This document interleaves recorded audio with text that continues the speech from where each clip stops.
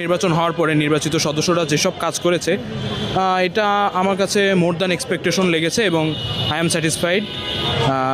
আপনি যদি লক্ষ্য করেন মসজিদে, আমাদের সেন্ট্রাল মসজিদটা তারা বেশ রেনোভেট করেছে। বিভিন্ন হলে, যেমন আমার হলের কথা বলি, অমর একুশে হলের পক্ষ থেকে একটা টার্ফের ব্যবস্থা করা হয়েছে।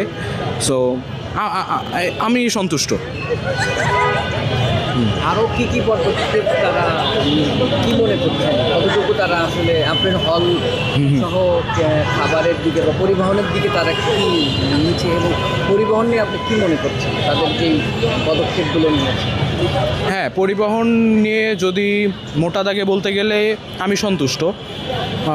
তারা একটা প্রতিশ্রুতি দিয়েছিল যে সন্ধ্যার পরে তারা পরিবহন ব্যবস্থা চালু রাখবে, মানে একটা বাস দিবে।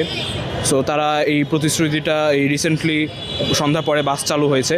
তবে একটা প্রতিশ্রুতি এখনও তারা ফুলফিল করে নাই, সেটা হচ্ছে আমাদেরকে একটা ট্র্যাকিং অ্যাপ দিতে চেয়েছিল।